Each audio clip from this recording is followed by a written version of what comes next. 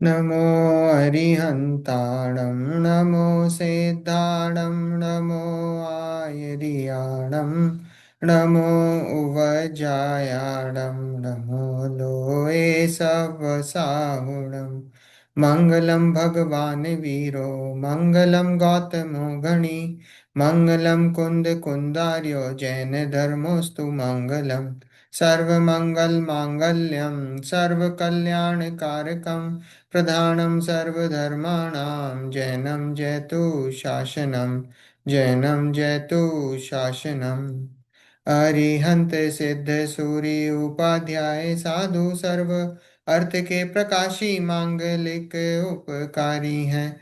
तिनको स्वरूप जान रागते भई जो भक्ति काय को न माए स्तुति को उचारी है। धन्य धन्य तुम ही से काज सब आज भय कर जोर बारंबार वंदे ना हमारी है। मंगल कल्याण सुख ऐसो हम चाहते हैं। ओ मेरी ऐसी दशा जैसी तुम धारी है। ओ मेरी ऐसी दशा जैसी तुम धारी है। मंगल में मंगल करण वीतराग विज्ञान नमो ताहि जाते भय अरहंतादि महान। करि मंगल करियो महाग्रंथ करण को काज जाते मिले समाज सब पावे निज पद राज। मोक्ष मार्ग प्रकाशक ग्रंथ अध्याय 8 उपदेश के स्वरूप की चर्चा हमारी चल रही है। और उपदेश के स्वरूप में पेज नंबर 296 जो अनियोगों में जो विरोध है वो जो हमको दिखाई देता है, वास्तव में अनियोगों में कोई विरोध है नहीं, पर वो जो हमको विरोध है वो विरोध दिखाई देता है, उसके निराकरण का उसकी चर्चा हमारी चल रही है। पेज नंबर 296 है ना, नीचे का second paragraph, second last paragraph है ना। प्रत्येक शब्द का अर्थ वो एक बार फिर से ले लेंगे, पर उसके पहले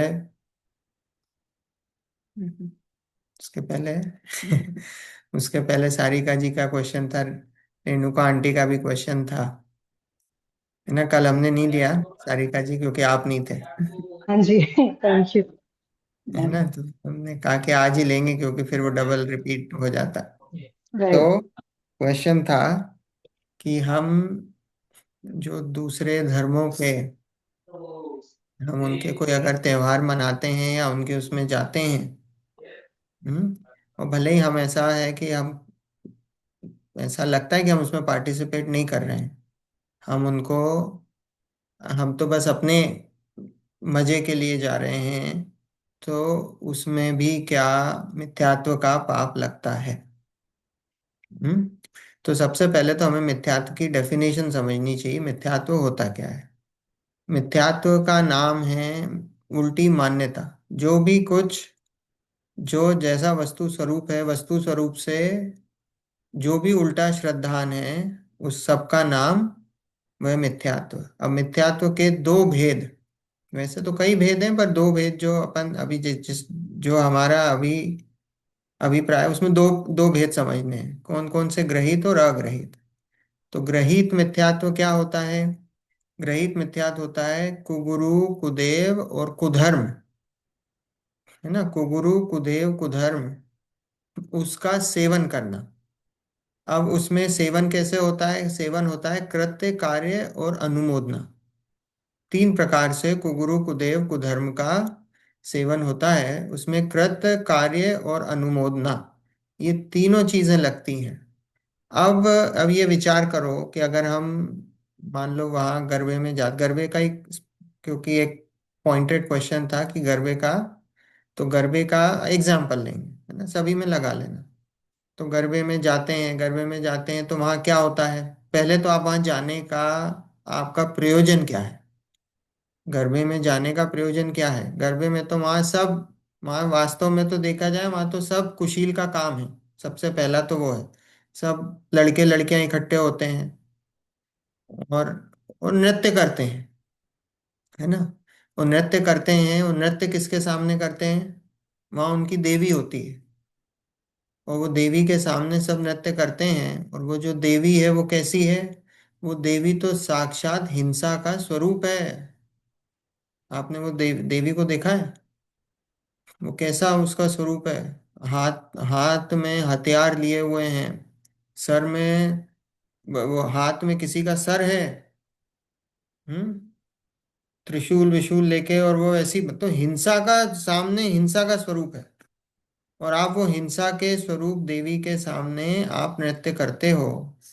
और नृत्य करते हो तो वो, और नृत्य करना भी क्या है? वो तो पंचेंद्रियों का विषयों का सेवन है वास्तव में। वहां क्या है? तैयार हो के जाते हैं, नृत्य करते हैं, और पंचेंद्रियों के विषयों का सेवन करते हैं।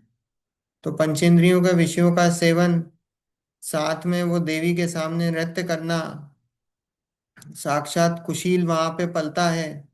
और अपन ने पहले चर्चा करी कृत्य कार्य अनुमोदना, तो ये अनुमोदना का पाप है। और सामने वास्तव में आप कृत्य भी कर ही रहे हो। अनुमोदना तो ऐसी है कि आपका एक सपोर्ट होता है, कि चलो भाई हम जो है, हाँ हम इसका सपोर्ट करते हैं। पर ये तो सपोर्ट नहीं, आप तो सपोर्ट के साथ वहां जाके फिजिकल प्रेजेंस भी है आपकी। हम्म, फिजिकल प्रेजेंस भी है। तो वो फिजिकल प्रेजेंस है, तो वो उसका, वो फिजिकल प्रेजेंस का भी पाप है। देखो अपने यहाँ तो ऐसा है, क्यूरियोसिटी पूर्वक भी आप किसी दूसरे के मंदिर जाते हो तो उसमें भी पाप है। हम बोलते हैं ना, अरे साहब हम तो देखने ही गए थे, हमें क्या है, दरगाह तो हम देखने गए थे। अरे दरगाह देखने गए थे, मंदिर देखने गए थे, तो वो क्यूरियोसिटी जो थी ना, तो वो क्यूरियोसिटी मतलब आपके अंदर ऐसा था कि वो बात वहां पे कोई ना कोई बात तो अच्छी है, कुछ ना कुछ तो अच्छा है, वहां जाके कोई चीज बात अप्रिशिएट करते हो, दो बातें चार बातें उनकी। तो वो जो अप्रिसिएशन है वो क्या है? वो आपका श्रद्धान को ढीला करता है। वो श्रद्धान को ढीला करता है, इसलिए वो मिथ्यात्व की कैटेगरी में जाता है टोटल। हमारे तो त्योहार हमने देखे, हमारे त्योहार कैसे हैं? हमारे तो 10 लक्षण वाले त्योहार हैं, वीतरागता के पोषक त्योहार हैं। जहाँ वीतरागता बढ़े, जिन त्योहारों से वीतरागता बढ़े, जिन त्योहारों से राग द्वेष कम हो, वो वास्तव में हमारे त्योहार हैं, वो वास्तव में हमारे पर्व हैं। ये थोड़ी है। अभी आज दशहरा है। अब दशहरा में क्या करते हैं लोग?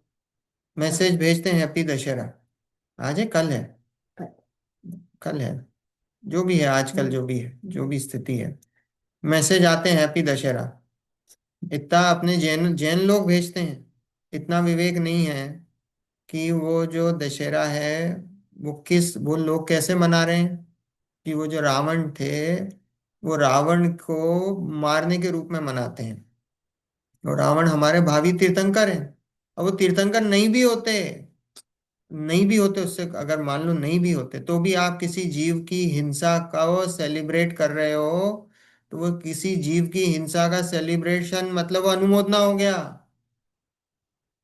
और अनुमोदना का पाप है, पंचेंद्रिय मनुष्य की हिंसा का पाप लगता है उसमें। अगर आप किसी को हैप्पी दशहरा बोलते हो, तो वो हैप्पी दशहरा में आपको पंचेंद्रिय की हिंसा का पाप लग रहा है, अनुमोदना का।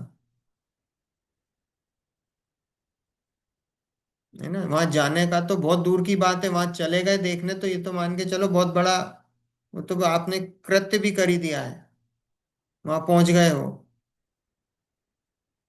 तो ये दशहरा वगैरह ऐसे त्योहारों पे तो अपने को दूर, में तो ना विश करना ना किसी से बोलना। रावण को जलाते हैं। अब सोचो आप, तीर्थंकर हैं, भूत भविष्य वर्तमान के तीर्थंकरों के हम दर्शन करते हैं, और यहाँ उन्हीं को जलते हुए देखने जा रहे हैं, या कैसे कैसे संभव? ऐसा है। ठीक है, चलो आगे, है ना, आज बात बढ़ाते हैं। रिपीट करते हैं वो पैराग्राफ जो कल अपन ने लिया था, 5 मिनट 10 मिनट, और फिर आगे बढ़ेंगे। तथा तथा प्रत्यक्ष शब्द का अर्थ लोक व्यवहार में तो इंद्रिय द्वारा जानने का नाम प्रत्यक्ष है, प्रमाण भेदों में स्पष्ट प्रतिभास का नाम प्रत्यक्ष है, अनुभवनादि में, आत्म अनुभवनादि में अपने में अवस्था हो उसका नाम प्रत्यक्ष है। तथा जैसे मिथ्या दृष्टि के अज्ञान कहा, वहां सर्वथा ज्ञान का अभाव नहीं जानना सम्यक ज्ञान के अभाव से अज्ञान कहा। देखो, हम्म। पहले तो उन्होंने प्रत्यक्ष शब्द के अलग अलग अर्थ बताए। प्रत्यक्ष मतलब कैसा? प्रत्यक्ष तो वास्तव में जो आत्मा से जाना जाए वो प्रत्यक्ष कहलाता है, जिसमें इंद्रियों का माध्यम नहीं लगता, जहां पे इंद्रियों का निमित्त नहीं लगता, वो प्रत्यक्ष बोला जाता है कहाँ पे है? है ये ना? ऊपर तो वाला। जैसे हमने देखा था कि पांच कौन प्रकार से के पेज? ज्ञान हैं: मति, श्रुत, अवधि, मनःपर्यय और केवल। ऐसे पांच प्रकार के ज्ञान हैं। तो उसमें से अवधि, मनःपर्यय और केवल ज्ञान जो हैं वो क्या हैं? वो प्रत्यक्ष हैं। और जो मति और श्रुत ज्ञान है वो कैसे बोले? वो परोक्ष हैं। क्यों? क्योंकि मति और श्रुत ज्ञान में कैसा है कि वो इंद्रियों की सहायता पड़ती है, तो इसलिए वो परोक्ष है। अवधि, मनःपर्यय और केवल ज्ञान में इंद्रियों की सहायता नहीं पड़ती है। ठीक है। अवधि ज्ञान, मनःपर्यय ज्ञान कैसे बोले थे हमने? एक देश प्रत्यक्ष है, और केवल ज्ञान जो है वो सर्वदेश प्रत्यक्ष है। अब लेकिन लोक व्यवहार की भाषा में कैसा बोला जाता है? हमने किसी को सामने से प्रत्यक्ष देखा तो उसको प्रत्यक्ष ही बोला जाता है कि हमने तो इसको प्रत्यक्ष जाना है, प्रत्यक्ष सुना है। तो लोक व्यवहार में तो प्रत्यक्ष मतलब वो जो मति ज्ञान है उसको ही प्रत्यक्ष बोल दिया जाता है। अपन ने देखा, साम व्यवहारिक प्रत्यक्ष बोलते हैं उसको। तो साम व्यवहारिक प्रत्यक्ष कैसे? क्योंकि लोक व्यवहार की भाषा में ऐसे ही बोला जाता है, मैं उससे सामने से मिला तो मैंने उसको प्रत्यक्ष मिला, प्रत्यक्ष देखा मैंने उसको। अब भले ही वो इंद्रियों के माध्यम से चल रहा है वो काम, तो अगर हम वास्तव में देखें तो वो आत्मा से नहीं जाना डायरेक्ट, वो तो इंद्रियों के माध्यम से जाना, तो वो परोक्ष है ना? लेकिन व्यवहार की भाषा में उसको ही प्रत्यक्ष बोल दिया जाता है। तो यहाँ वो ऐसा बताया कि प्रत्यक्ष शब्द के भी अलग अलग अर्थ होते हैं। यहाँ वही बोला, लोक व्यवहार में तो इंद्रिय द्वारा जानने का नाम प्रत्यक्ष है, प्रमाण के वेदों में स्पष्ट प्रतिभास का नाम प्रत्यक्ष है, आत्मानुभव आदि में अपने में अवस्था हो उसका नाम प्रत्यक्ष है। और वैसे और भी क्या बोला कि जब आत्मा में जब अनुभव करते हो तो जो ज्ञान होता उसका नाम प्रत्यक्ष है। तो अलग अलग अर्थ बताए हैं अलग अलग जगह प्रत्यक्ष के। ऐसे ही अज्ञान का बताया। अज्ञान के अपन ने तीन अर्थ देखे थे कल। एक अज्ञान कैसा? विपरीत ज्ञान। एक अज्ञान कैसा? कम ज्ञान। और एक अज्ञान कैसा जो जिसमें ज्ञान ही नहीं हो, वो अज्ञान। तीन प्रकार के अज्ञान, तो अलग अलग जगह अलग अलग यूज है। तो एक ही अर्थ मत निकाल लेना, कहीं पे अज्ञान होगा कि विपरीत ज्ञान, कहीं पे अज्ञान ऐसे बताएंगे कि उसको कम ज्ञान है, कहीं पे अज्ञान बताएंगे कि जहाँ उसको ज्ञान ही नहीं है। जैसे यहाँ पंडित जी बता रहे हैं, तथा जैसे मिथ्या दृष्टि के अज्ञान कहा, वहां सर्वथा ज्ञान का अभाव नहीं जानना सम्यक ज्ञान के अभाव से अज्ञान कहा है। अब यहाँ पे मिथ्या ज्ञान, विपरीत ज्ञान है ना, तो उसके अभाव से, सम्यक ज्ञान के अभाव से उसको अज्ञान कहा। फिर अब ये इस पे अपनी कल विशेष चर्चा चली थी। तथा जिस प्रकार उदीर्णा शब्द का अर्थ जहाँ देवादिक के उदीर्णा नहीं कही, वहां जो अन्य निमित्त से मरण हो उसका नाम उदीर्णा है। उदीर्णा अपन ने समझी थी, उदीर्णा क्या है? बताओ स्तुति। जब कर्म के निषेधों में से वो अ, उद्यावली में आ जाते हैं पहले। ऊपर के ऊपर के निषेध। निषेध में से नीचे उद्यावली में। तो अपन ने देखा था कि कर्म के जो निषेध हैं, मान लो जो कर्म, मान लो कोई कर्म था जो 100 साल, 100 वर्ष की हुई, 100 वर्ष बाद, वो आना। 100 वर्ष बाद उसका उदय आना था। तो वो 100 वर्ष बाद जो कर्म उदय में आना था, वो 100 वर्ष वो उदयावली छोड़कर अब वो 100 वर्ष छोड़कर वो उदयावली में आ गया, है ना? हमने हम्म। जैसे देखा, कई बार होता है ना, जैसे आप टिकट लेने लाइन में खड़े हो, तो टिकट लेने खड़े हो, पीछे तो आपका 100 लोगों के पीछे खड़े हो, लेकिन आपको कोई पहचान का दिख गया, तो आप क्या करते हो? आप जाके फटाफट उसको पैसे पकड़ाते हो, बोले मेरा भी टिकट ले लेना यार। होता है ना? या। तो ये वही स्थिति है। वो जो कर्म है वो लाइन तोड़ कर कहाँ आ गए? वो उद्यावली। उद्यावली में आ गए। अब वो क्यों आते हैं? कि वो आत्मा के ऐसे कुछ विशेष परिणाम होते हैं, या आत्मा के परिणामों से, और ये कांस्टेंट चल रहा है, हमारे कांस्टेंट चल रहा है, हमें पता नहीं पड़ रहा है। कांस्टेंट हमारे कर्म उदीर्णा में हो रहे हैं, उत्कर्षण हो रहा है, अपकर्षण हो रहा है, संक्रमण, सभी कुछ हो रहा है। कर्म का इधर उधर सब मूवमेंट चल रहा है कांस्टेंट। ठीक है। उदीरना भी।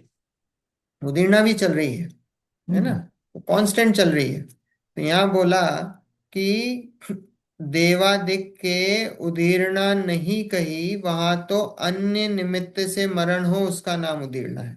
तो देवादिक को क्या बोला है कि देवादिक की जो आयु होती है, हाँ।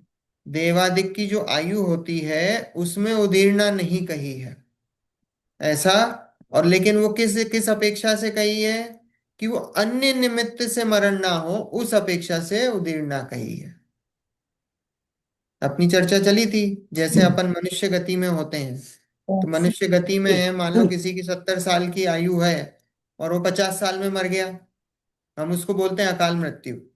पर वो अकाल मृत्यु कैसी हुई? वो उसका था तो वो 50 साल में ही मरना, पर उसने जो कर्म बांधे थे वो 70 साल के बांधे थे ऐसे निषेक, पर वो जो 20 साल के निषेक थे एंड के, वो एकदम से जल्दी उदय में आ गए।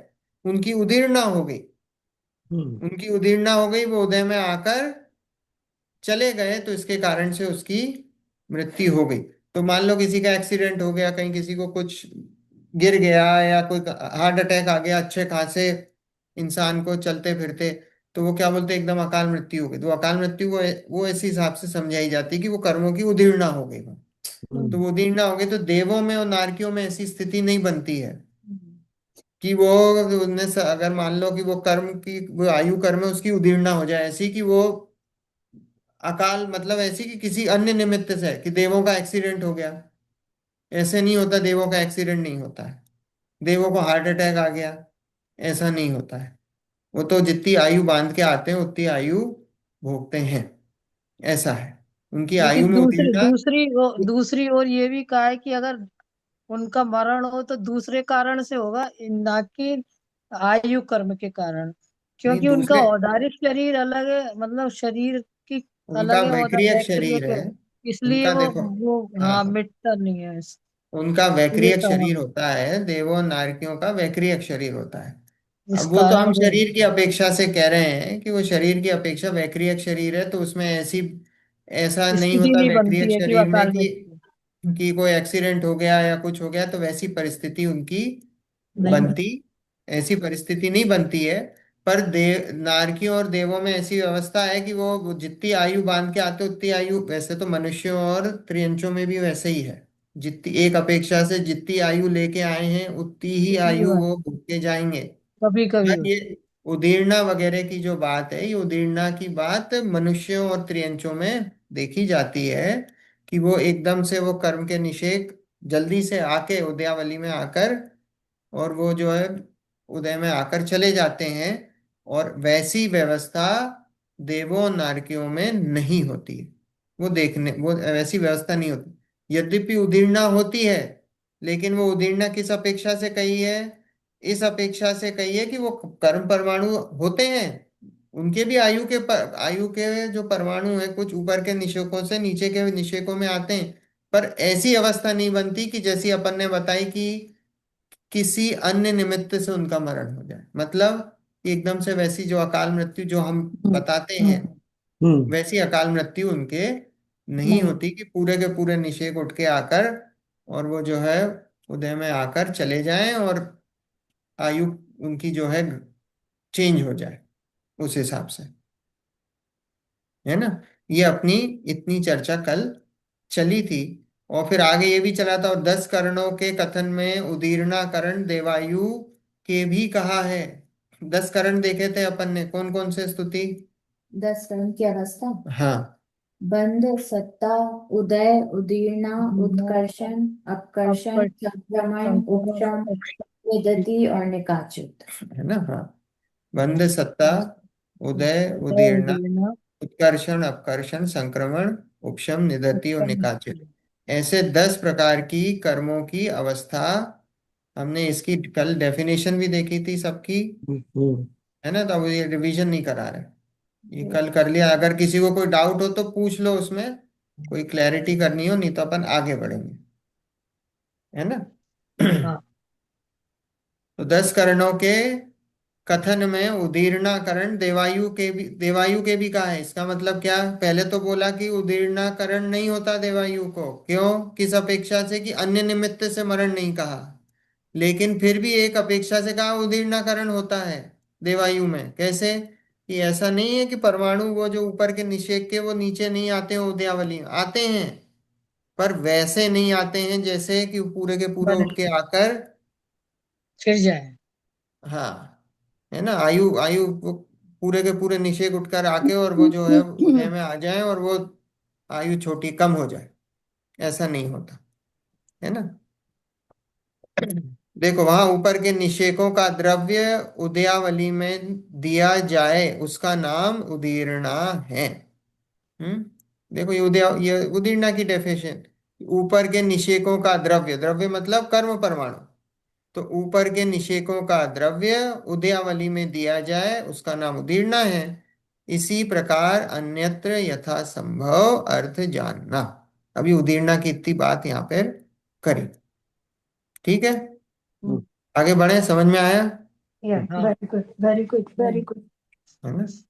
देखो अब आज आज आगे का जो, तथा एक ही शब्द के पूर्व जोड़ने से अनेक प्रकार अर्थ होते हैं, व उसी शब्द के अनेक अर्थ हैं, जहाँ जैसा संभव हो अर्थ जानना। बस। है ना, हाँ वैसा अर्थ जानना। जैसे जीते उसका नाम जिन है, परंतु धर्म पद्धति में कर्म शत्रु को जीते उसका नाम जिन जानना।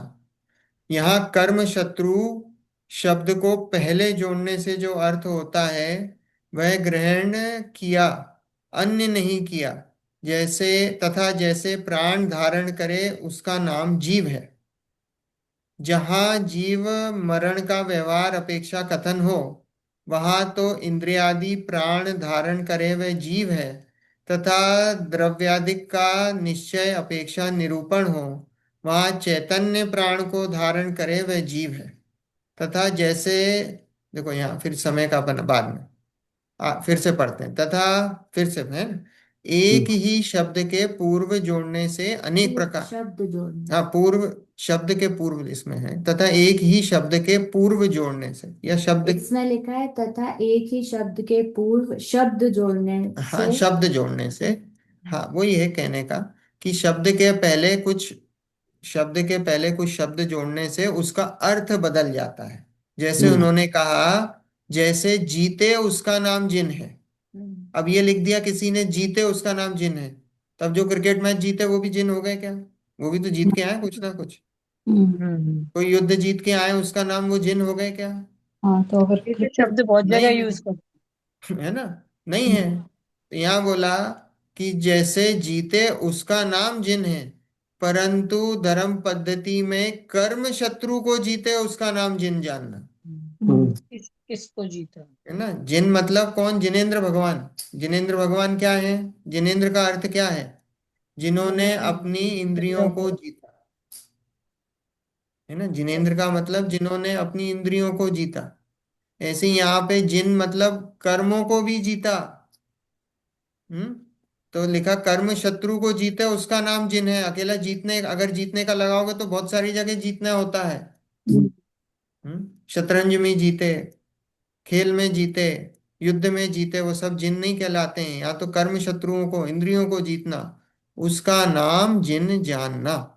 यहाँ कर्म शत्रु शब्द को पहले जोड़ने से जो अर्थ होता है वह ग्रहण किया, अन्य नहीं किया। अगर वो हटा दोगे कर्म शत्रु तो फिर वो अलग हो अर्थ जाए। पूरा नहीं होगा वो, है ना, वो अर्थ पूरा नहीं होगा। तथा जैसे प्राण धारण करे उसका नाम जीव है। 10 प्रकार के प्राण होते हैं। 4 प्रकार के प्राण भी कहें, 10 प्रकार के प्राण कौन से? 5 इंद्रिया हम्म। और 5 इंद्रिय, 3 बल, आयु, श्वासोश्वास। या है ना, या 5 इंद्रिय, 3 बल, पांच आयु और श्वासोश्वास। ओके, तो ऐसे, या तो बस 4 प्रकार के कैसे हुए? इंद्रिय, बल, आयु और श्वासोश्वास, हम्म, ऐसे भी बोले जाते हैं। ओके, हाँ, वो है ना, इंद्रियों को इकट्ठा कर दिया। हाँ इंद्रियों को और 3 बल को इकट्ठा कर दिया। तो ऐसे इंद्रिय बल, आयु और श्वासोश्वास, या 5 इंद्रिय, 3 बल, आयु और श्वासोश्वास। तो ऐसे 10 प्रकार के प्राण। तो यहाँ बोला कि जैसे प्राण धारण करे उसका नाम जीव है। यहाँ जीवन मरण का व्यवहार अपेक्षा कथन हो, वहां तो इंद्रिय आदि प्राण धारण करे वह जीव है। तथा द्रव्यादिक का निश्चय अपेक्षा निरूपण हो, वहां चैतन्य प्राण को धारण करे हुए जीव है। हम किसे बोलते हैं जीव? जिसमें जान है। चेतना को, है ना, जान है। चैतन्य अब को, जान मतलब ज्ञान, कैसे? जो हमको सामने जो इंद्रिय चैतन्य, आदि दिख रही हैं, जो धारण करे, हम बाहर से कैसे निश्चय करते हैं कि ये हम्म। जीव है? चैतन्य से, उसकी जब हमने चैतन्य से। देख चैतन्य तो पहले बात का है। पहले हम बाहर से कैसे निर्णय करते हैं कि भाई इंद्रिय आदि प्राण। जिसके हैं, तो वो जो इंद्रिय आदि बाहर से दिखाई दे रही हैं, जिसके हमको निर्णय होता है, वो जो इंद्रिय आदि धारण करे उसका नाम हम बोलते हैं वो जीव है। हम्म, परंतु द्रव्यादिक का निश्चय अपेक्षा, निश्चय का अपेक्षा क्या है? निश्चय से तो वो जो चैतन्य प्राण है वो इंद्रिय प्राण नहीं है। आत्मा। वो जो अंदर चेतना है, उसके अंदर वो वो जो प्राण। चेतना है, वो चैतन्य प्राण धारण करे वह जीव हम्म। है ना, ऐसा। तो वो अलग अलग है। जैसे यहाँ लिया प्राण धारण करे उसका नाम जी। देखो अगर हम इसमें देखें, 10 प्रकार के प्राण हैं, तो 5 इंद्रियां हैं, वो भी प्राण में ही आ गए। दस हम्म। प्रकार के प्राण है ना, 5 इंद्रियां, जो पांचों इंद्रियों में से कोई भी इंद्रिय धारण करे, हम्म। इंद्रिय इंद्रिय धारण करे तो वो जीव है। वो हम्म। क्योंकि उसमें प्राण है। पर इसका मतलब ये नहीं, सब में नहीं लागू होगा। क्यों? क्योंकि फिर अगर उसमें से मान लो कोई मुर्दा है, तो मुर्दा थोड़ी जीव अमृत। कहलाता हम्म। है ना। अब ये अलग अलग अलग अलग कथन, यहाँ पंडित जी अलग अलग कथन बता रहे हैं कि क्या? कहीं पे किसी को शरीर देख के बताएंगे ये जीव है, और कहीं पे बताएंगे नहीं भाई ये शरीर नहीं है, ये तो उसके अंदर जो चैतन्य प्राण है वो जीव हम्म। है ना। अलग अलग जगह अलग अलग अपेक्षाओं का कथन है। अभी हम चींटी को मार रहे हैं, तो चींटी को मार रहे हैं तो वो तो चींटी, तो वो तो उसका शरीर दिख रहा है। पर हम बोलते हैं ना चींटी को मत मारना, हम्म। ये जीव है। तो अभी हमने कैसे निर्णय करा? आत्मा तो दिखाई नहीं दे रही, तो हमने तो बाहर से उसको देख के निर्णय करा ना। हम्म, निर्णय करा, उसमें इंद्रियां दिखाई दे रही हैं हमको, चलती हुई दिखाई दे रही, तो हमने निर्णय करा कि ये जीव है। इसको नहीं मारना, इसके अंदर जीव है, ये जीव है, इसको नहीं मारना। पर वास्तव में जीव क्या? वो तो उसके अंदर चैतन्य प्राण है, वो इंद्रियां नहीं है, वो शरीर नहीं है जीव, वो उसके अंदर चैतन्य प्राण है, वो जीव है। तो जैसे चींटी तो वैसे समोच्चन जीव है ना। हाँ। समूर्छन। ओके। देखो, तथा जैसे समय शब्द के अनेक अर्थ हैं, वहाँ आत्मा का नाम समय है। हम्म। सर्व पदार्थ का नाम समय है। काल का नाम समय है। समय मात्र काल का नाम समय है। हम्म। शास्त्र का नाम समय है। मत का नाम समय है। इस प्रकार अनेक अर्थों में जैसा जहां संभव हो वैसा अर्थ वहां जान लेना। समय शब्द, समय समय हम्म। शब्द के अनेक अर्थ। अनेक अर्थ समय हैं। सार पढ़ो आप, गाथा 2 3। हम्म। हम्म, क्या बताया? समय, समय सम और अय, है ना, सम और अय। अय जो धातु है वो क्या है? अय धातु जो है वो गमन की है, गमन बताती है। गमन मतलब इधर परिणमन लेना, हम्म। है ना, परिणमन लेना। ठीक है। तो परिणमन, अब परिणमन कौन कौन सी वस्तुएं परिणमन करती हैं? आप बताओ कौन सी वस्तु है जो परिणमन करती है? 6 द्रव्यों में से कौन सी वस्तु है जो परिणमन करती है? जी। जीव और जीव। अजीव। बस 6 ही करती हैं, सब करती हैं। जीव छह अजीव के बस। छह सब में परिणाम बाजार बाजार। 6 की 6, जीव पुद्गल धर्म अधर्म आकाश काल। 6 की 6, छह की परिणमन छह नाम की शक्ति। वस्तुएं जो हैं, वो 6 की 6 वस्तुएं परिणमन करती हैं। परिणमन हम्म। मतलब चेंज। पर्याय है चेंज, ना, पर्याय पर्याय। अवस्थाएं बदल, परिणमन मतलब पर्याय।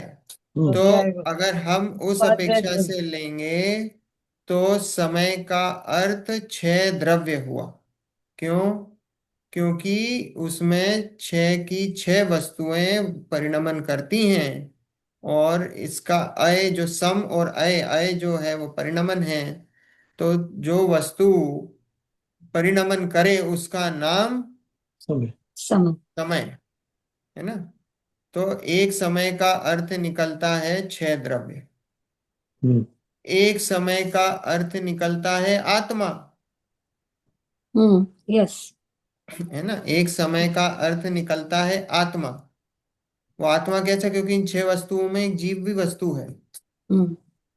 ये जो पहला छह द्रव्य बताए ना, इन छह पहला द्रव्य में एक वस्तु जो है वो आत्मा है। और वो इसलिए क्योंकि वो वस्तु हमारे लिए सारभूत वस्तु है। हम्म, वो सारभूत वस्तु है तो वो सारभूत वस्तु भी समय है।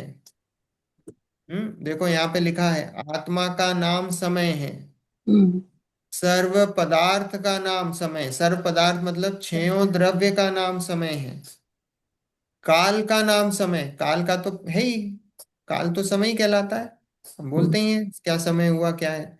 तो हम्म, काल का नाम समय, समय मात्र काल का नाम समय, समय मात्र मतलब एक एक सेकंड, पर्टिकुलर। जो भी उसका जो छोटा सा, उसका नाम भी समय। काल, काल मतलब इधर काल जो द्रव्य है उसका नाम भी समय, जो काल लिया ना इधर, वो काल द्रव्य का नाम समय, उसकी जो पर्याय हो रही है उसका नाम भी समय, शास्त्र का नाम भी समय, मत का नाम भी समय। इस प्रकार बोला अनेक अर्थों में जैसा जहां संभव हो वैसा अर्थ वहां जान लेना। समय शब्द के इतने अर्थ हैं, हम्म, है ना। समय सार बोलते हैं ना, समय सार मतलब छह द्रव्यों का सार। छह द्रव्यों का सार क्या है, क्या है? छह द्रव्यों का सार हमारी आत्मा है। इन छह द्रव्यों में सारभूत क्या है, आत्मा। हमारी आत्मा। तो वो जो समय सार है वो आत्मा है आत्मा का सार। है ना। और वो समय इसलिए क्योंकि वो वस्तु कॉन्स्टेंटली आत्मा में परिणमन कॉन्स्टेंटली चल रहा है, तो इसलिए वो समय है। हम्म, क्योंकि वो उसमें परिणमन हो रहा है। ठीक है, आई बात समझ में? समय शब्द के इतने अर्थ हैं। हम्म, तथा कहीं तो अर्थ अपेक्षा नामादिक कहते हैं, कहीं रूढ़ी अपेक्षा नामादिक कहते हैं। जहां रूढ़ी अपेक्षा नामादिक लिखे हों वहां उनका शब्दार्थ ग्रहण नहीं करना, परंतु उसका जो रूढ़ी रूप अर्थ हो वही ग्रहण करना, है ना। सात प्रकार के नए का ही ये संविरूढ़ नय होता है एक। सात प्रकार के नए बताए हैं, अलग अलग नए कितने हैं, नए सब। असंख्यात भी हैं, अनंत भी हैं, संख्यात भी हैं, 47 भी हैं। ये नए मतलब क्या है, ज्ञान का अंश को ज्ञान जानना। का अंश है। किसी वस्तु को किस अपेक्षा से आप देख रहे हो, वो जो अपेक्षा है किस एंगल से देख रहे हो वस्तु को, उसका नाम नए है। पर्सपेक्टिव। पर्सपेक्टिव, है ना। हम बोलते हैं ना हमारा जनागम कैसा है, अनेकांत वाला है।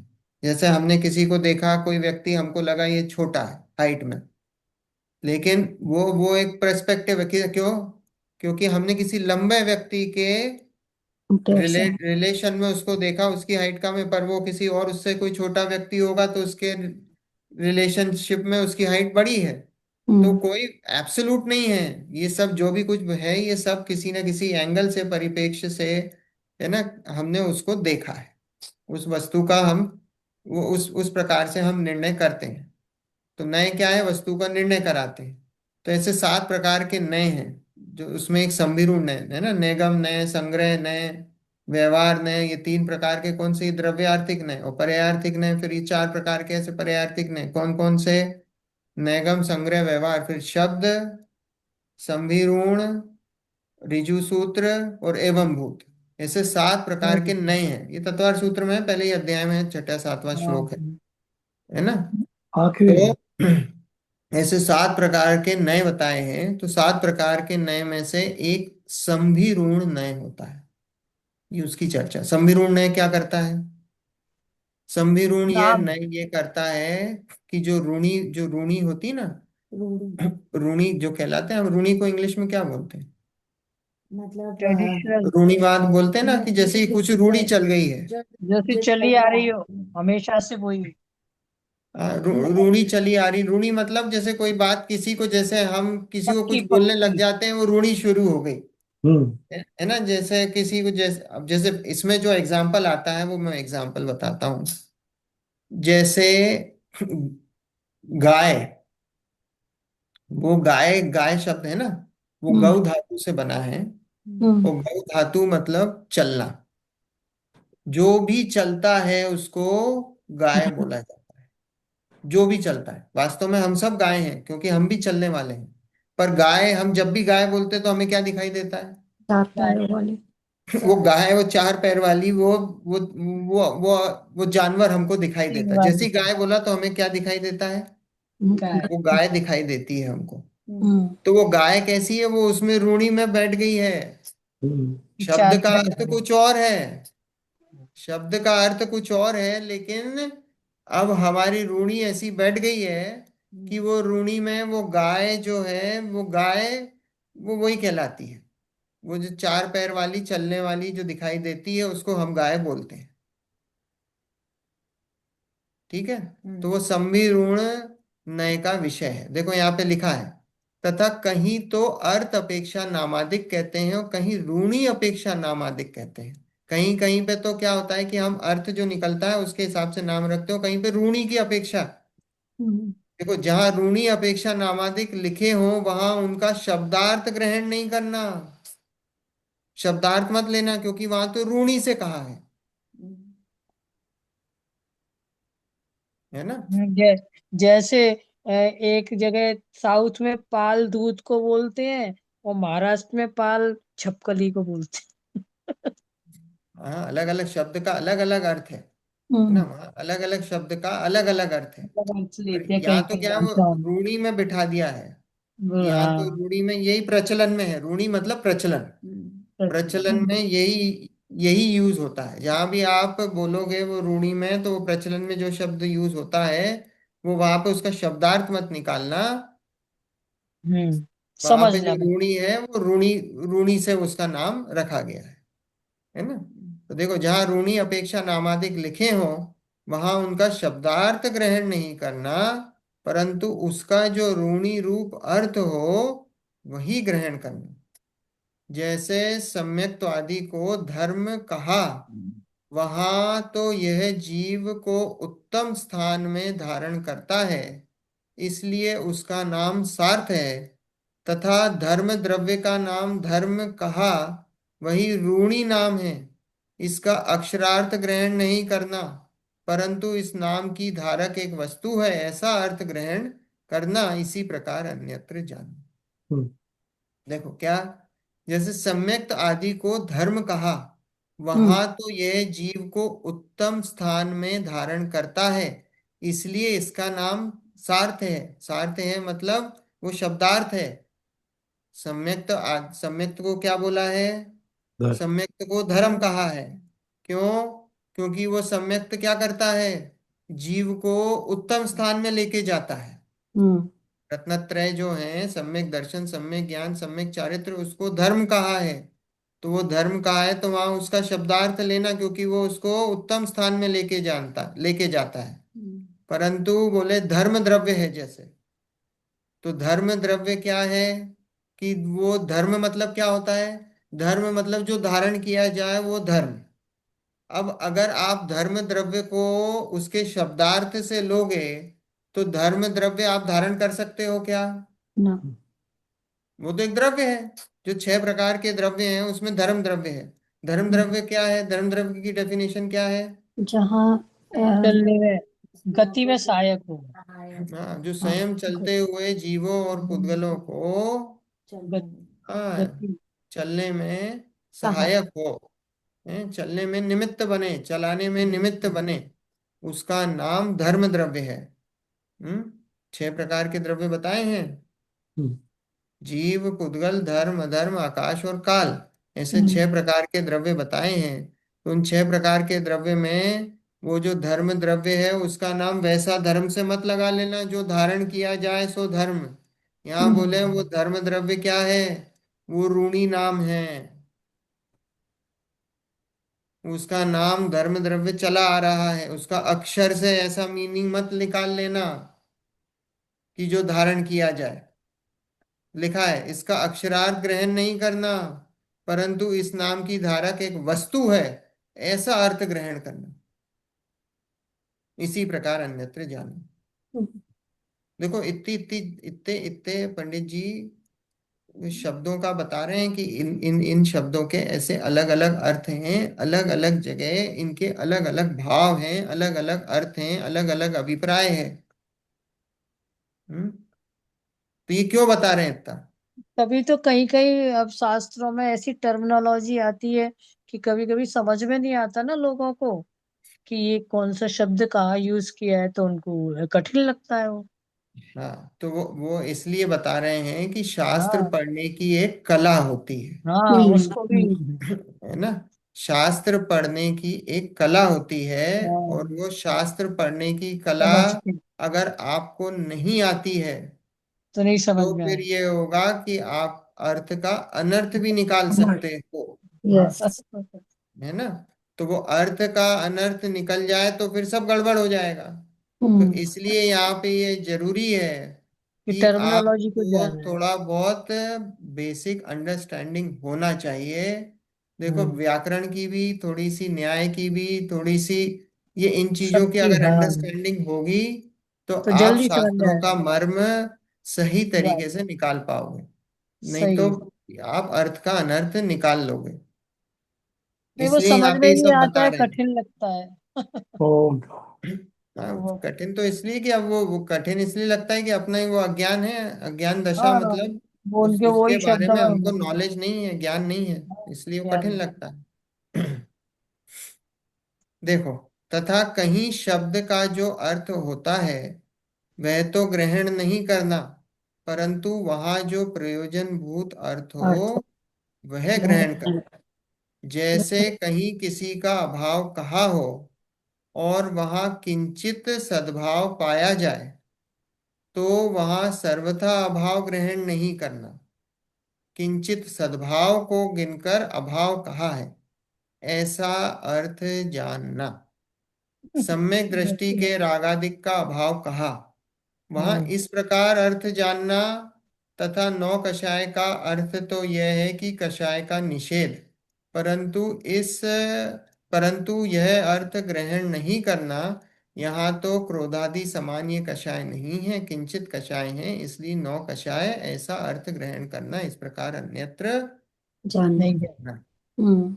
देखो क्या है, आया समझ में? हाँ। इजी है वेरी गुड। ना? तथा कहीं शब्द, फिर से पढ़ रहे हैं, तथा कहीं शब्द का जो अर्थ होता है वह तो ग्रहण नहीं करना, परंतु वहां जो प्रयोजन भूत अर्थ हो वह ग्रहण करना। जैसे किसी का अभाव कहा हो वहां किंचित सद्भाव पाया जाए तो वह सर्वथा अभाव ग्रहण नहीं करना। किंचित सद्भाव को गिनकर अभाव कहा है। देखो hmm. सही। क्या बोला कि कहीं कहीं पे ऐसा होता है ना। 60% फॉर है। फॉर एग्जाम्पल, हाँ फॉर हाँ। एग्जाम्पल कि कोई कार्य हो रहा है, जैसे मकान बन रहा है, तो मकान बन रहा है और 80% काम हो गया तो हम बोलते हैं अरे साहब बन गया बस मकान, रेडी है। हम्म। हाँ। रेडी है, पर अभी भी वहां जाके देखा तो अभी 20% काम बाकी था। हम्म। हम्म। है ना? बोलते कि नहीं? हम्म। बच्चे को भूख लगी हो तो क्या बोलते हैं, खाना बन रहा है, तो चावल बन गए हैं, 10 अभी वो मिनट में। आलू कड़ा भी चढ़ाए ही हैं। हैं? तो व्यवहार में क्या बहुत बोलते आता। हैं बस कि बन बस गया। बन गए हैं। हैं? हम्म। बस बन गए हैं, अभी दे रहे हैं। हम्म। तो यहाँ ऐसे ही बोला कि किसी का हम्म। अभाव कहा हो वहां किंचित सद्भाव पाया जाए तो वहां सर्वथा अभाव नहीं ग्रहण करना। जैसे सम्यक दृष्टि को बोला, क्या बोला कि सम्यक दृष्टि को तो कर्मों का बंध ही नहीं होता। Hmm. बोला ना? Hmm. सम्यक दृष्टि को भोग कर्म लिखा था, का बंधन। भोग के काल में भी निर्जरा होती है। कहीं हम्म। कहीं पे ऐसा आएगा सम्यक दृष्टि तो कर्मों का बंध ही नहीं होता। हम्म। अब वो पर किस वास्तव अपेक्षा से कहा कि भाई उसकी जो अनंतानुबंधी कषाय और मिथ्यात्व चले गए ना, तो उस अपेक्षा से बोला कि भाई उनका तो अब अभाव हो गया है। तो उस अपेक्षा से बोला क्योंकि वो मेजॉरिटी है, वो बड़े पार्ट है, तो उस अपेक्षा से बोला कि उसको तो कर्म का बंधन होता नहीं ही होता, नहीं। अभी भी उसके तीन कषाय बाकी हैं। हम्म। तीन कषाय का सद्भाव है। हम्म। सम्यक दृष्टि को बोल दिया, वो तो वितरागी हो गया। हम्म। अब वितरागी हो गया, कैसे वितरागी हो गया? अभी तो वही उसकी तो तीन कक्षाएं संसार बाकी है। में। हाँ। वितरागी कैसे हो गया? हम्म। हम्म। पर वहां यही बोला कि किंचित सद्भाव पाया जाए तो वहां सर्वथा अभाव ग्रहण नहीं करना। हम्म। किंचित सद्भाव को गिनकर अभाव कहा है। हम्म। किंचित सद्भाव को, किंचित राग भाव था, अभी जो तीन कक्षाएं चल रही हैं उतना राग भाव है, पर उसका सद्भाव गिनकर अभाव कह दिया। हम्म। आ रही बात समझ में? हम्म। हम्म। या मतलब ऐसा देखा जाए तो ऐसा घुमा फिरा के लिखा हुआ है कि मैं घुमा फिरा के कह रही हूँ, और जो समझने वाले हैं वो कहेंगे बिल्कुल समझ गया। सीधा तो लिखा हुआ है। हम्म। तो बड़ा मतलब तभी तो वही वाली बात जो आपने पहले कही कि शास्त्र का शास्त्र पढ़ना आना चाहिए, तो बहुत बड़ी बात है ये। शास्त्र शास्त्र पढ़ना ऐसा है आंटी, जब अभ्यास करते हैं ना अपन, हाँ। तो अभ्यास से वो सब समझ में आता है। हम्म। हम्म। अभ्यास करेंगे ना, तो अभ्यास करेंगे तो सब अपने को सारे भाव ख्याल में आते हैं। हम्म। है ना? तो ऐसा, हाँ, पर अरे ये है कि हाँ, कैसे ये सब अपनी तैयारी शास्त्र पढ़ने के लिए ही चल रही है। धीरे हम्म। धीरे आते हैं ना समझ में शब्द। है ना? तो वो अपनी सबकी तैयारी क्यों है, स्वाध्याय क्यों कर रहे हैं हम? कि हम समझते इसलिए जाए कर रहे हैं कि आगे। हम वो जो शास्त्र पढ़ रहे हैं हम भी आगे, ये तो, ये अभी तो पढ़ रहे हैं हम अभी साथ में, आगे जब हमारी इतना स्वाध्याय हो जाएगा तो हम इंडिपेंडेंटली शास्त्र का स्वाध्याय कर सकें। हाँ, हम्म। किसी है ना? हम टीचर की इंडिपेंडेंटली, जरूरत की नहीं उसमें पड़ेगी। अभी इंडिपेंडेंटली इसलिए नहीं कर सकते हैं क्योंकि इसका फिर शब्दों का मालूम नहीं। घातक प्रभाव भी पड़ सकता है, कि वही जैसा अपन ने देखा कि अर्थ का अनर्थ, और कई यस। बार ऐसा होता है कि हमको समझ में नहीं आता है, हम आगे बढ़ जाते हैं। हाँ। आगे बढ़ जाते हैं। है ना? हम उसको बहुत कर्सरी एक रीडिंग के हिसाब से पढ़ के आगे बढ़ जाते हैं। तो वो, ये हमारी तो तैयारी फायदा इसलिए नहीं है है। कि हम एक एक शब्द का अर्थ लेते हुए चलें, करते हुए चलें। है ना? देखो, किंचित सद्भाव को गिनकर अभाव कहा है, ऐसा अर्थ जानना।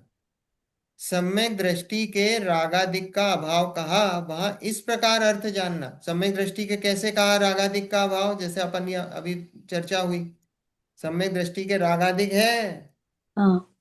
रागादिक है, लेकिन उसका कुछ रागादिक का अभाव हो गया है। हम्म। वो कुछ रागादिक के अभाव के कारण वो जो राग का सद्भाव था उसको भी अभाव में गिन लिया, हम्म।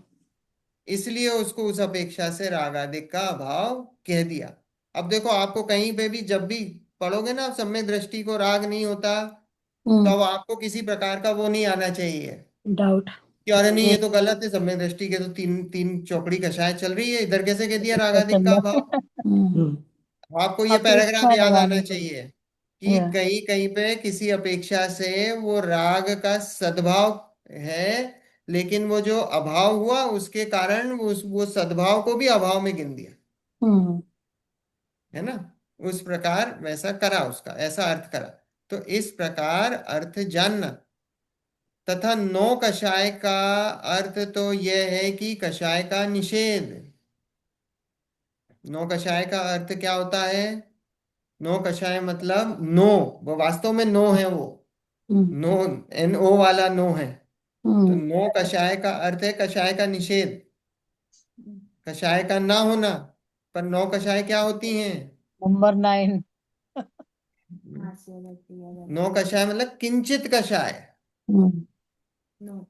नौ कषाय मतलब क्या है? वो किंचित किंचित। कषाय, छोटी हम्म। कषाय। किंचित मतलब थोड़ी, हम्म। वो थोड़ी कषाय है।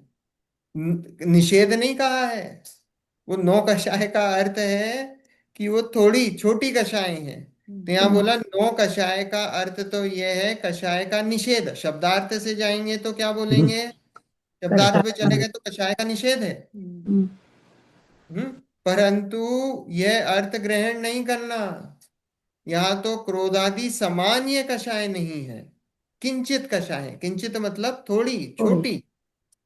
हम्म। इसलिए नौ कषाय ऐसा ऐसा अर्थ ग्रहण करना, इस प्रकार अन्यत्र जानना। वाह। ऐसा जैसे नौ नौ, जैसे अपन क्षीण मोह, क्षीण मोह है ना, हाँ, शीर्णो। उसमें क्षीण मोह है। तो क्षीण मोह है, तो क्षीण मोह कैसा है कि क्षीण मोह मतलब होता है, क्षीण मतलब इधर क्षीण मोह में उधर क्या लिया है, कषाय का नाश। और क्षीण मोह कषाय, वैसे क्षीण का अर्थ होता है कम खत्म होना। हो जाए। हम किसी को खत्म हो क्षीणता करते हैं ना, तो उसको कम करते हैं। उधर कम कम। क्षीण का मतलब नाश है। उधर हाँ, भी देखो अलग अलग। नाश है, अर्थ है। 12वां स्थान है, उसका नाम क्षीण मोह, क्षीण मोह मतलब कषाय का नाश उधर। और क्षीण शांत। शब्द का अर्थ है कम करना। कम कम। क्षीणता को प्राप्त हो रहा है, कम कम, कम हो रहा है वो। कम हो तो रहा है। वहां पे भी अलग अलग है। क्षीण मतलब उधर नाश का लिया है अर्थ, जबकि क्षीण का अर्थ होता है कम। कम कम। कम। ऐसा है ना। देखो। तो ऐसे बोलते ना, पर्यायवाची शब्द, भावार्थ, अर्थ, ऐसे भी तो डिटेल हो जाते हैं शब्दों के। हाँ, अलग अलग पर्यायवाची होते हाँ। हैं, समानार्थी होते हैं। अलग अलग तो, है, अलग अलग जगह अलग अलग है। हम्म, देखो, तथा जैसे कहीं किसी युक्ति से कथन किया हो, वहां प्रयोजन ग्रहण करना। तो समय सार कलश में यह कहा है कि धोबी के दृष्टांतवत परभाव के त्याग की दृष्टि यावत प्रवृत्ति को प्राप्त नहीं हुई, तावत ये अनुभूति प्रकट हुई। सो यहाँ यह प्रयोजन है कि परभाव का त्याग होते ही अनुभूति प्रकट होती है। देखो, समय सार कलश है, कलश इसमें है, हाँ, 29वां उसमें गाथा है, धोबी का एक दृष्टांत है। हाँ, 34वीं 35वीं गाथा वो है। वो चादर ओढ़ के सो रहा था, अरे तो यार। धोबी आया, है ना। ये चादर तुम्हारी नहीं हाँ, है। देखो देखो, अब मैं बताता हूँ, हाँ, मैं बताता हूँ, हाँ, रुको। तो क्या है कि 34वीं 35वीं गाथा है हम्म। ना। और यहाँ पे 29वां नंबर कलश है, वो नीचे लिखा है। तो उसमें क्या बताया है कि ज्ञान ही प्रत्याख्यान है। ठीक है, उसमें क्या बात आई है, ज्ञान ही प्रत्याख्यान है। हम्म। तो ज्ञान ही प्रत्याख्यान है मतलब ज्ञान में प्रत्या अगर मालूम पड़ जाए त्याग का अर्थ, तो वो ही प्रत्याख्यान हम्म है। प्रत्याख्यान शब्द का अर्थ क्या होता है, प्रत्याख्यान शब्द का अर्थ वो होता है त्याग। त्याग, हाँ, त्याग। है ना। तो प्रत्याख्यान शब्द का अर्थ त्याग है। तो इसका मतलब, जब आपको देखो उन्होंने उदाहरण दिया धोबी का, आपके जब ज्ञान, देखो त्याग हम लोग क्या जोड़ते हैं, त्याग, वो त्याग छोड़ हम दिए, वो जोड़ते छोड़ हैं, हम दिए, किसी वस्तु का, है छोड़ना। ना, त्याग वैसे हमने देखा तो उत्तम त्याग, ग्रहण पूर्वक त्याग होता है। लेकिन हम हम्म। बाहरी क्या करते हैं, त्याग हम कैसे जोड़ते हैं कि हमने किसी चीज का त्याग कर दिया, हमने कपड़ों का त्याग कर दिया, हमने भोजन का त्याग कर दिया, हमने घर का त्याग कर दिया, हमने स्त्री का त्याग कर दिया, हमने बच्चों का त्याग कर दिया। तो वो त्याग है। ये त्याग की वास्तव में डेफिनेशन नहीं है। क्यों? ग्रहण ही क्योंकि नहीं किया त्याग तो। तो जो है वो ग्रहण पूर्वक होता है, और ये तो चीज अपन ने कभी ग्रहण करी नहीं है आत्मा ने। तो त्याग कैसा होगा, है ना। तो वहां बोला ज्ञान ही प्रत्याख्यान है। अब उसमें उन्होंने बताया कि मान लो, ये धोबी का एग्जाम्पल है, अपन इन जनरल एग्जाम्पल धोबी का ही ले या किसी का भी ले। मान लो कोई धोबी आपका कपड़ा लेके गया, धोबी कपड़े धोते हैं ना, या प्रेस करने लेके गया, आपका कुर्ता लेके गया, और कुर्ता लेके गया, और कुर्ता जो आपका प्रेस करने लेके गया, वो उसने मान लो किसी और को दे दिया, है ना, मिक्सअप हो गया। और वो जो कपड़ा है, वो जो कुर्ता है, वो किसी और के पास चला गया। अब वो किसी और के पास चला गया, और वो कुर्ते को पहन रहा था। अब आप धोबी के पास गए, धोबी से पूछा, साहब हमारा तो वो कुर्ता है ही नहीं। धोबी ने बोला, हाँ हो सकता मिक्सअप हो गया, आप उनके घर जाके चेक कर लो, हो सकता उनके घर चला गया। अब आप उनके घर पहुंचे, और उनके घर पहुंचे तो आपको वो व्यक्ति कुर्ता पहने हुए दिखाई दिया। तो आपने क्या बोला, ये आपने तो बोला, है। साहब आप ये मेरा कुर्ता पहने हो। तो उसने बोला, साहब ऐसे कैसे पहने हो, मैं तो अपना पहना हूँ, मेरे पास है ये सफेद कुर्ता। बोले नहीं देखो इसमें एक निशानी है, मैं आपको निशानी बताता हूँ। उनने निशानी बताई। उनने निशानी बताई, उन्होंने कहा हाँ ये कुर्ता तो मेरा नहीं। नहीं। नहीं है, ये कुर्ता तो ज्ञान में आ आपका ही गया है। तो। हाँ। अब अब जब उसने ये, उसी समय जब उसके ये ज्ञान में नक्की हो गया तो कि सारा ये उसने। कुर्ता मेरा नहीं है, तो इसका मतलब उसी समय उसका उस कुर्ते का त्याग हो गया। देखो उसने उस समय वो कुर्ता उतार के नहीं दिया, उसने उस व्यक्ति को कुर्ता उतार के नहीं दिया। वो कुर्ता तो उसने कहा साहब मैं आपको कुर्ता मैं धुलवा के प्रेस करके आपके घर पहुंचा दूंगा, ठीक है। लेकिन जब उस समय उसको इससे पक्का हो गया, इस निशानी से नक्की हो गया कि ये कुर्ता मेरा नहीं है, तो उसी समय उसका ज्ञान में ही प्रत्याख्यान हो गया, ज्ञान में ही उस वस्तु का त्याग। त्याग हो गया, है ना। ज्ञान में ही उस वस्तु का त्याग हो गया। तो इसलिए बोला जाता है कि ज्ञान ही प्रत्याख्यान है वास्तव में। पहले वस्तु का त्याग ज्ञान में होता है, ग्रहण ज्ञान भी से ज्ञान में उस होता है। वस्तु को छोड़ा जाता है ना, हम्म। अलग किया जाता है कि ये वस्तु मेरी नहीं है। जीव और पुद्गल में, जीव और राग में पहले ज्ञान में भेद करा जाता है, हम्म। फिर बाद में जो होगा वो अपने आप बाहर छूटेगी चीजें और बाहर सब कुछ होगा, लेकिन पहले ज्ञान में नक्की किया जाता है। जैसे उसने, उस व्यक्ति ने ज्ञान में उस वस्तु का त्याग कर दिया, भले ही वो अभी कुर्ता पहने हुए है, कुर्ता उसने उतार के नहीं दिया हाल के हाल में, ले भाई कुर्ता ले जा। अभी कुर्ता पहने हुए है, अभी कुर्ता उतार देगा तो वो क्या पहनेगा, तो कुर्ता पहने हुए है वो, अभी उसने उसका त्याग नहीं करा है, पर ज्ञान में उसका त्याग हो गया है। तो पहले वस्तु का ज्ञान में त्याग होता है, और फिर ज्ञान में त्याग होने के बाद फिर फिर वो विज्ञान। छूट जाती वेद है बाहर विज्ञान। वो चीज। हम्म। ऐसे ही यही प्रोसेस है। अभी बाहर छूटते हुए चीजें हमको दिखाई नहीं दे रही हैं, लेकिन पहले ज्ञान में उसका त्याग होगा। हम भरत क्या करते चक्रवर्ती हैं, का भी तो यही उदाहरण है। इतने इतने साम्राज्य में रहकर भी वो उनके अंदर का तो त्याग ही होता है ना। लोग वो बोलते तो हैं ऐसे सम्यक कैसे। दृष्टि का है, वो सम्यक पहले, हाँ। लेकिन अभी अभी हमारे मिथ्या सोचो, दृष्टि की बात है। हम हमारी स्थिति कैसी है। हम पहले बाहर वस्तु का छोड़ना चाहते हैं, हम अपने ज्ञान में नहीं छोड़ना हाँ। चाहते। ज्ञान में और श्रद्धान में तो हमारी वो बाहर की वस्तु, वस्तु, बाहर की वस्तु। वो उसमें उसमें इसका पूरा मतलब वो अपनत्व बैठा हुआ है। नहीं, तो इसका मतलब है उसकी वो विपरीत भाई। मान्यता ग्रहण करने की भी है कि मैं इसको ग्रहण कर लेता हूँ। हाँ तो वो है ना मिथ्या दृष्टि की। श्रद्धान और ज्ञान में तो उस वस्तु को वो अपना मान ही रहा है ना। तो हाँ। हमारे साथ यही तो दिक्कत है ना कि हम श्रद्धान और हाँ। ज्ञान में उस वस्तु को मान तो लिया। मान के बैठे हैं, और हम्म। बाहर से उन वस्तुओं का, दूसरी वस्तुओं का त्याग करते हैं। लेकिन जब हाँ। अंदर से उन चीजों का त्याग नहीं हुआ है ज्ञान और श्रद्धान में, तो वो त्याग नहीं कहलाता है।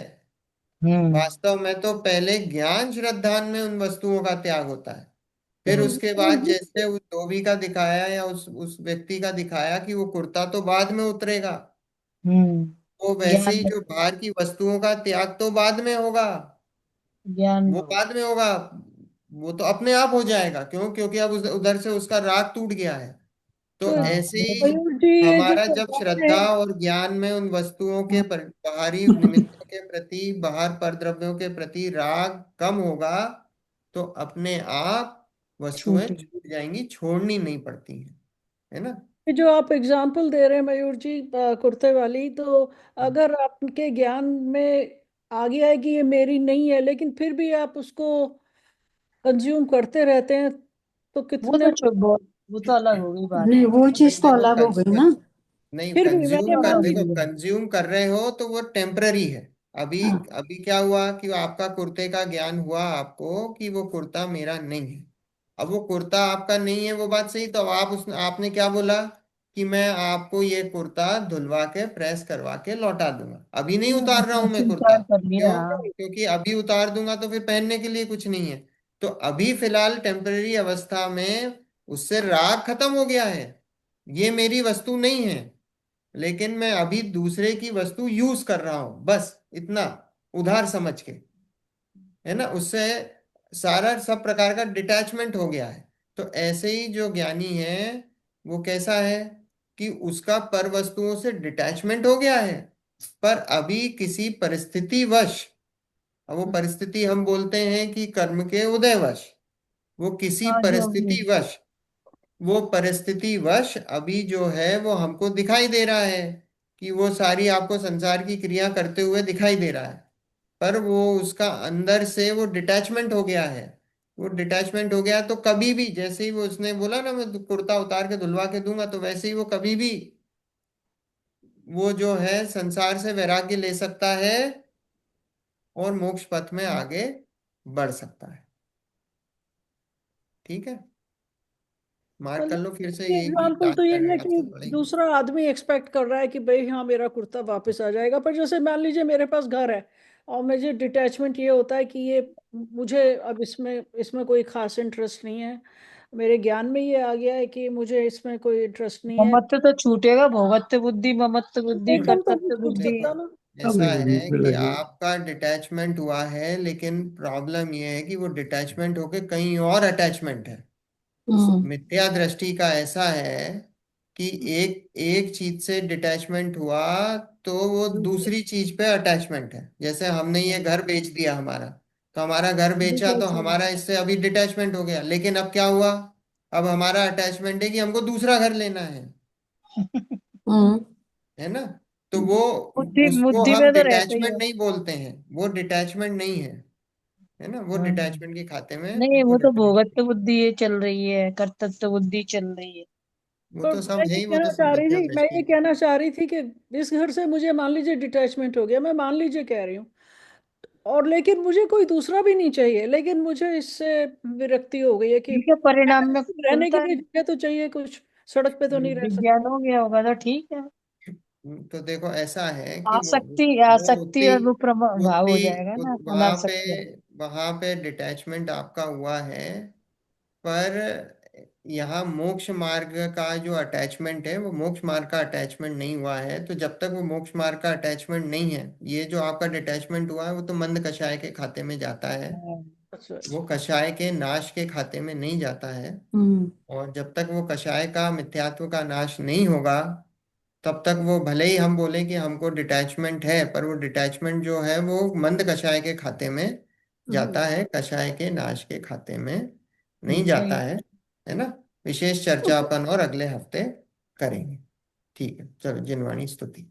निज निज की निधि निज में बताई, मोह यह अनंत उपकार उपकार है, है उसके उसके लिए जिन वाणी माँ को को वंदना वंदना शत बार सतबार है, वंदना वंदना शत बार है, सतबार वंदना वंदना शत बार है। सतबार। नौ बार नमोकार में।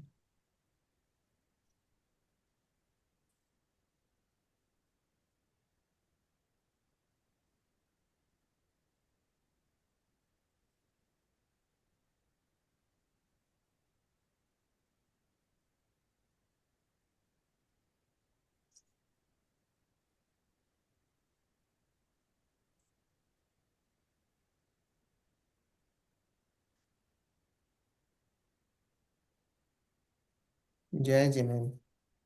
जय जय। जय जय जिनेन्द्र। जिनेन्द्र। जय जय जय। जिनेन्द्र।